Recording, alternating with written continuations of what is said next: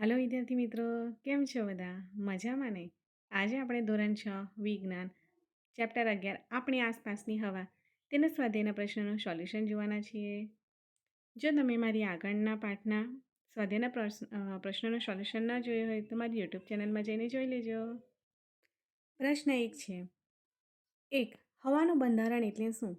તો જવાબ આવશે હવામાં પાણીની વરાળ, ઓક્સિજન, નાઇટ્રોજન, કાર્બન ડાયોક્સાઇડ, ધૂળ અને ધુમાડોનો સમાવેશ થાય છે, જેને હવાનું બંધારણ કહે છે.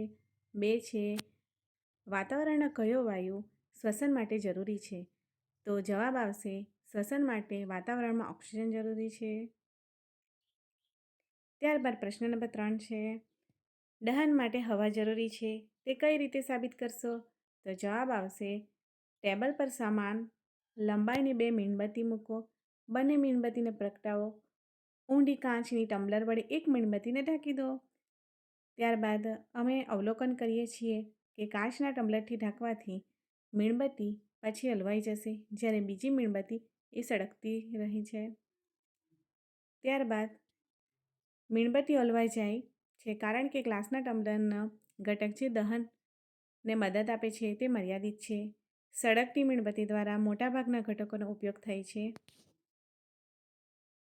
જો કે અન્ય મીણબત્તીને હવાનો પુરવઠો સતત મળી રહ્યો છે. હવાના આ ઘટક જે દહનને મદદ આપે છે તેને ઓક્સિજન તરીકે ઓળખવામાં આવે છે. ત્યારબાદ પ્રશ્ન 4 છે. પાણીની હવા દ્રાવ્ય હોય છે, તે કઈ રીતે દર્શાવશો?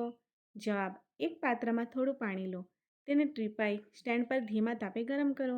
પાણી ઉકળવાનું શરૂ કરો તે પહેલાં પાત્રની આંતરિક સપાટી જુઓ. પાણી ઉકળવાનું શરૂ ત્યારબાદ અમે અંદર નાના પરપોટાનું અવલોકન કરીએ છીએ. આ પરપોટા પાણીમાં ઓગળેલી હવામાંથી આવે છે. ત્યારબાદ જ્યારે તમે પાણીને ગરમ કરો છો ત્યારે તેમાં ઓગળેલી હવા બહાર નીકળી જાય છે. આ પ્રયોગ તારણ આપે છે કે પાણીમાં હવા હાજર છે. ત્યારબાદ પ્રશ્ન 5 છે. શા માટે કોટન વૂલનો ટુકડો એટલે કે રૂ પાણીમાં સંકોચાય છે?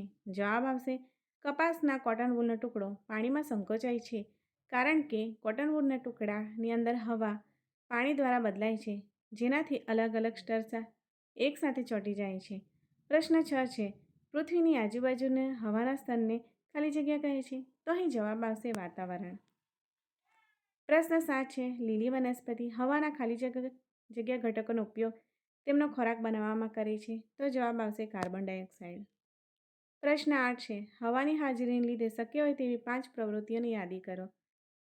જવાબ આવશે હવાની હાજરી લીધે શક્ય હોય તેટલી પ્રવૃત્તિઓ નીચે મુજબ છે. પ્રકાશ સંશ્લેષણ, મેઘધનુષ્યની રચના, શ્વસન, બાષ્પોત્સર્જન અને દહન. પ્રશ્ન 9 છે. વનસ્પતિઓ અને પ્રાણીને કઈ રીતે વાતાવરણમાં વાયુઓની આપ-લે માટે એકબીજાને મદદ કરે છે? તો અહીં જવાબ આવશે શ્વસન પ્રક્રિયા દરમિયાન પ્રાણીઓ અને છોડ હવામાંથી ઓક્સિજન લે છે અને હવામાં કાર્બન ડાયોક્સાઇડનો ગેસ છોડે છે, પરંતુ લીલા છોડ પ્રકાશ સંશ્લેષણની પ્રક્રિયા દરમિયાન કાર્બન ડાયોક્સાઇડનો ઉપયોગ કરીને ઓક્સિજન વાયુ પણ છોડે છે. આમ આ રીતે છોડ અને પ્રાણીઓ વાતાવરણમાં વાયુઓનું વિનિમયમાં એકબીજાને મદદ કરે છે. જો વિદ્યાર્થી મિત્રો વિડીયો પસંદ આવ્યો હોય તો લાઇક, શેર અને સબસ્ક્રાઈબ કરવાનું ભૂલશો નહીં.